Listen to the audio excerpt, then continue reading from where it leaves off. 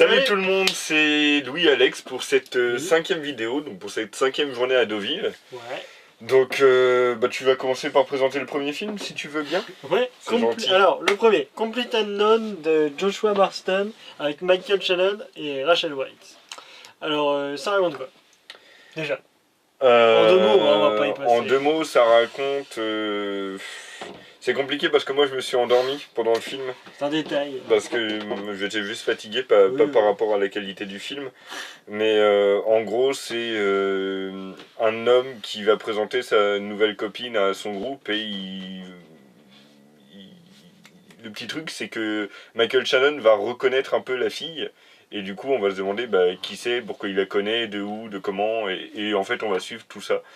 Et c'est le et elle est gros truc, mystérieuse, on essaie de comprendre exactement qui c'est. Et dans ce qu'elle dit, parfois, elle est un peu... contradictoire. genre, ouais, c'est ça, elle se trompe, ou elle dit genre, ah tiens, j'étais en Californie, ah mais t'as pas dit que t'étais... en Chine à ce moment-là. Voilà. Ah oui, mince, voilà. Donc beaucoup de mystères. C'est ça. Donc déjà, on peut dire que les 2 acteurs principaux sont dingues, ils sont trop bien.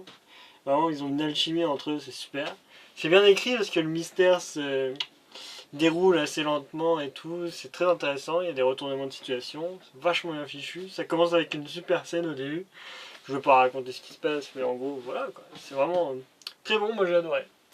Toi t'as un peu moins, la deuxième moitié t'as moins participé au truc, mais moi, je te le dis du coup. Non mais c'est un film que je regarderai à l'avenir quand il sera dispo.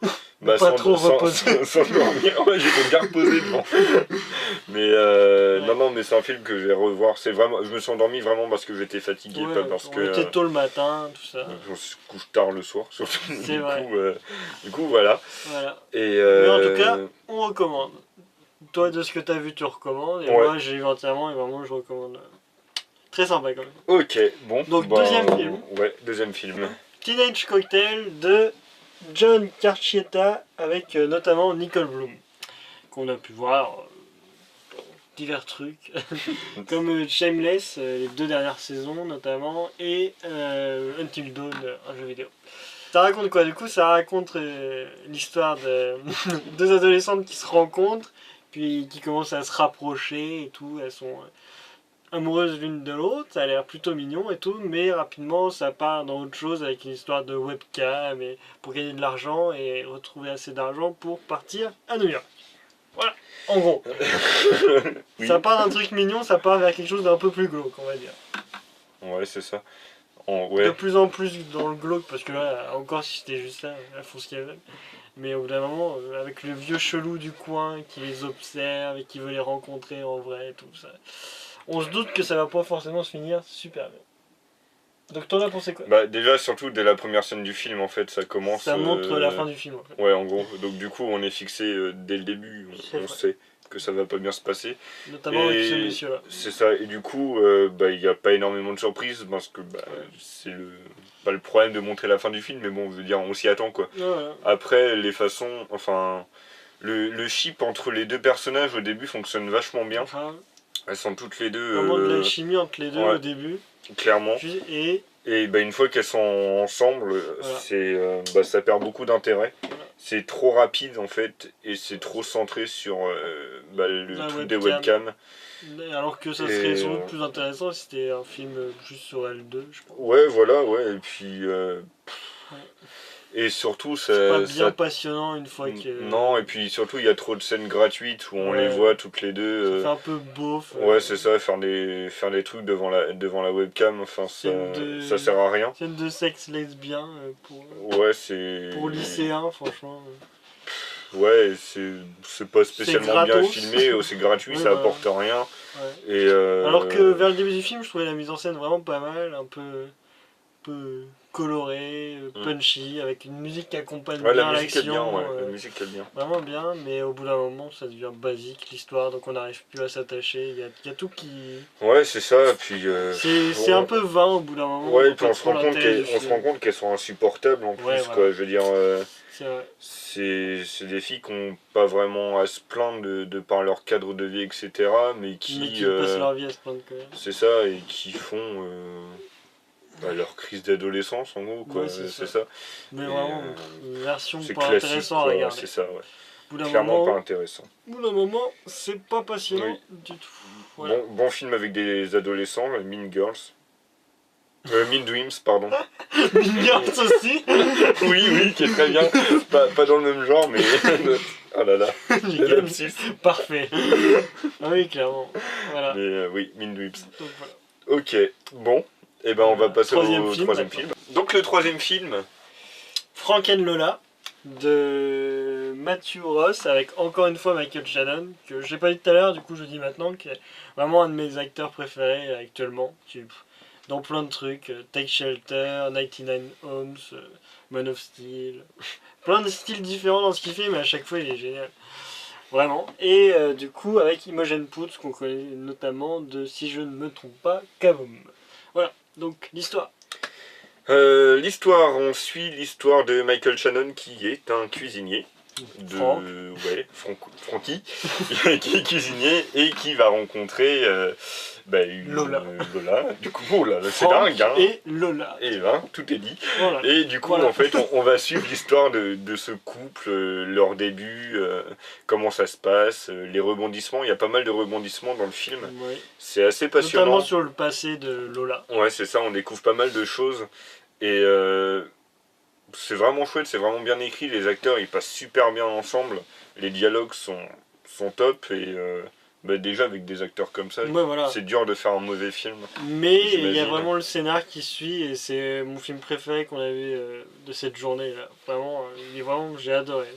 La mise en scène est là, le scénar est là, les acteurs sont là. La musique est très sympa aussi, j'ai beaucoup aimé. Ouais, j'ai plus de souvenirs de la musique perso. Oui, voilà, j'ai pas de souvenir, mais je me souviens que sur le moment, ouais, sur le j'aimais moment ça beaucoup. passe bien, ouais. Voilà. Mais ouais, voilà, il n'y a pas énormément de choses à dire. Le rythme est très bien. bon parce Ouais. qu'on change on passe de ville en ville, de Las Vegas à Paris. C'est ça, il y a quelques allers-retours Ouais.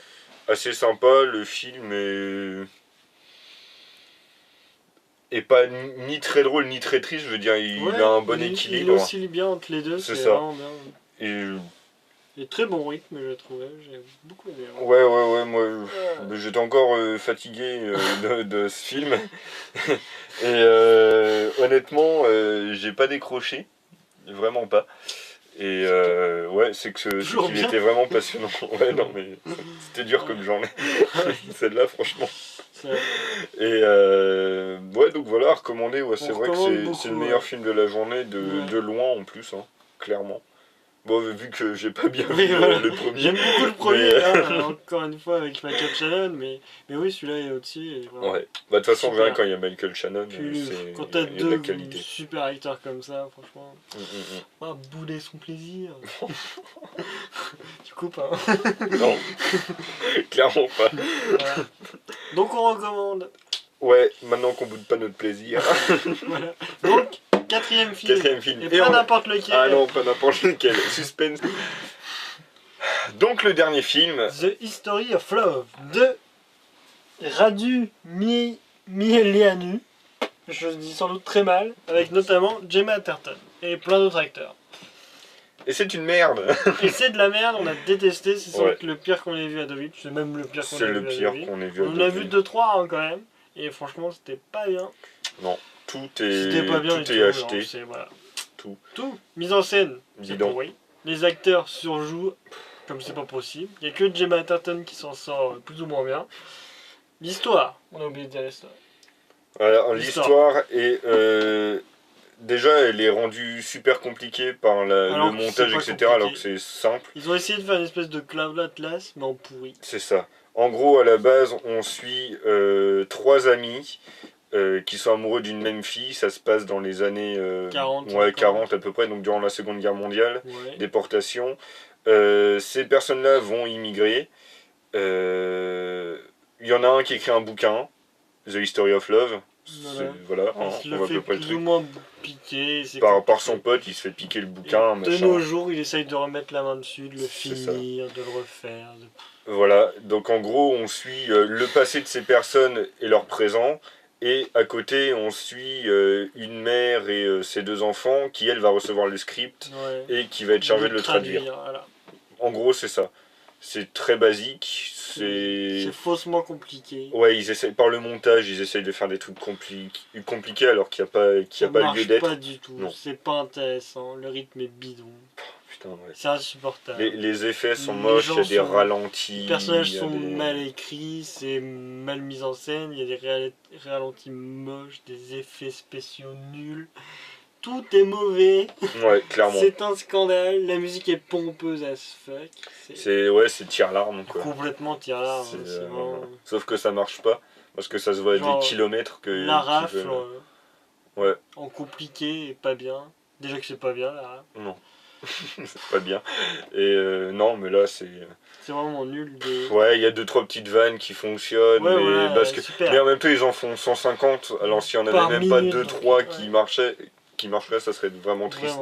Donc, non, honnêtement, je comprends même pas qu'il ait été sélectionné. C'est pas on va pas en parler pendant 4 heures. Voilà, donc parce que c'est de la merde. On vous fait comprendre qu'on a détesté et qu'on le recommande pas. Quoi. Clairement pas. On a préféré les autres. C'est ça. Et donc, sur ces très bonnes paroles pleines de joie et de bonne humeur, on va vous dire au revoir. On va vous faire des bisous et puis à demain. Des bisous. Ciao. Ciao.